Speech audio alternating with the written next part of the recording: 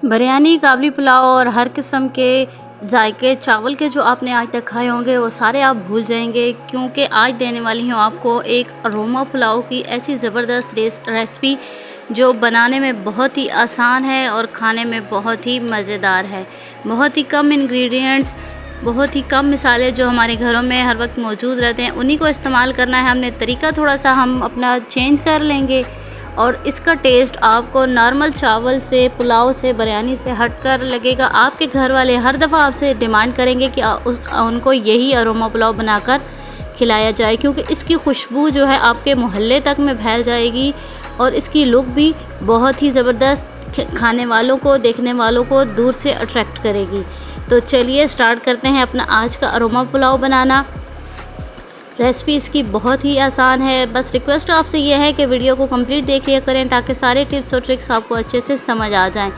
और जहां जो टिप या ट्रिक आपको अच्छी लगे वहीं पर वीडियो को लाइक ज़रूर कर दिया करें। आपका एक लाइक मुझे बहुत खुशी देता है। तो वेलकम करती हूँ आपको कुक विद ट्रिक्स पर, जहाँ मैं देती हूँ आपको बहुत ही यूज़फुल ट्रिक्स। तो इसके लिए मैंने बीफ लिया है, आप इसको मटन में बना सकते हैं, सेम रेसिपी है, फॉलो कर सकते हैं।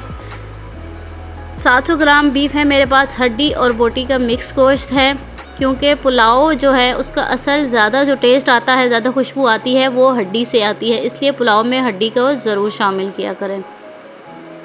तो चलिए जी शुरू करते हैं। 1 कप कुकिंग ऑयल लिया है मैंने और उसमें हमने स्लाइस में काट के अपना मीडियम साइज़ का एक प्याज, मीडियम टू लार्ज साइज़ का एक प्याज है, उसको हमने करना है ब्राउन।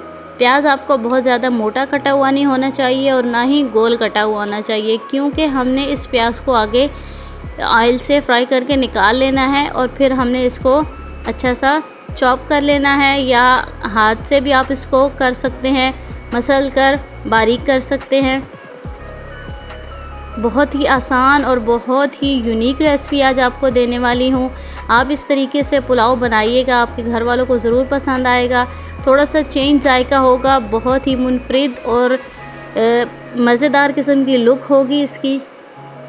तो प्याज को हमने अच्छा सा ब्राउन करना है, लाइट ब्राउन आपने बिल्कुल नहीं छोड़ना, वरना आपके पुलाव का कलर अच्छा नहीं आएगा। इसलिए प्याज का सही सा ब्राउन होना ज़रूरी है, लेकिन ध्यान रखिएगा कि प्याज का जला हुआ जायका नहीं आना चाहिए। तो प्याज को ब्राउन करके हमने निकाल लिया है। उसी ऑयल में अब हम डाल रहे हैं अपना बीफ।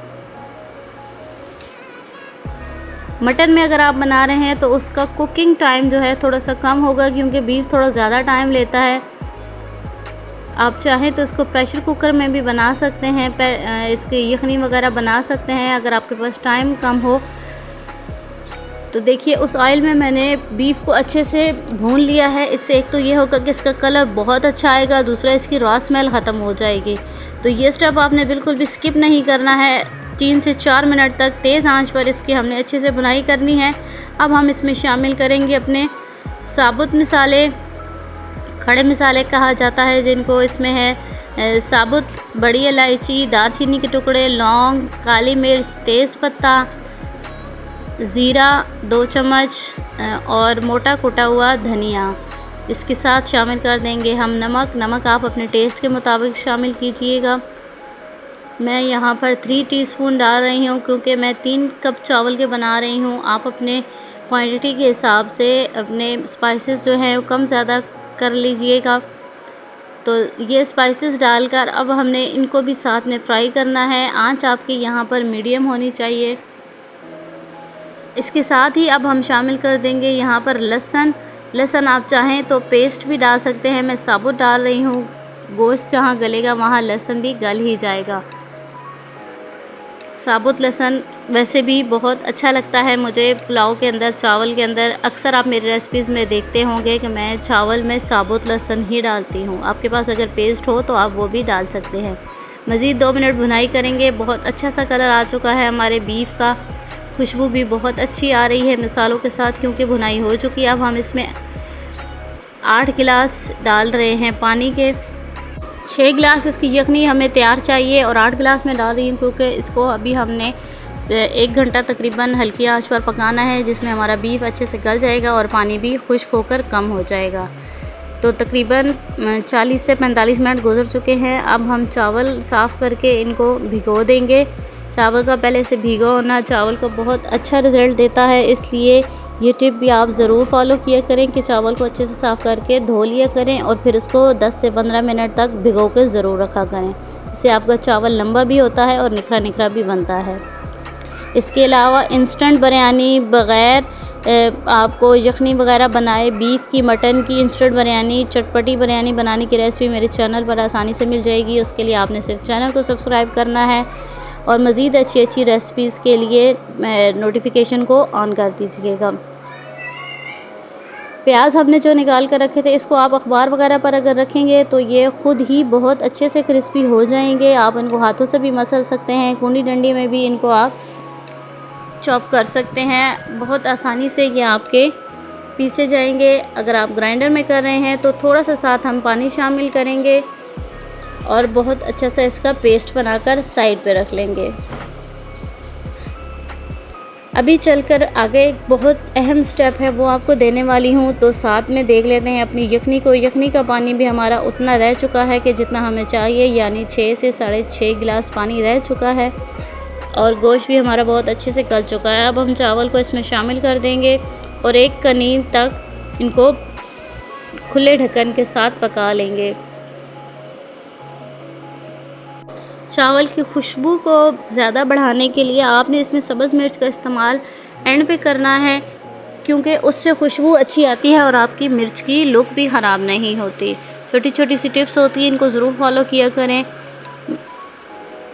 तो चलिए जी आगे चलते हैं अगले स्टेप की तरफ। यहाँ पर 2 टेबल स्पून मैं ले रही हूँ घी के। आप कोशिश कीजिएगा घी का इस्तेमाल करें, कुकिंग ऑयल भी कर सकते हैं, लेकिन घी का रिज़ल्ट ज़्यादा अच्छा आएगा। इसमें मैंने डाल दिए हैं अपने जो पेस्ट था प्याज का वो, और 2 टेबलस्पून इसमें डाल दिए हैं मैंने चीनी के। इसको हमने 1 से 2 मिनट तक पका लेना है ताकि इसमें पानी खुश्क हो जाए।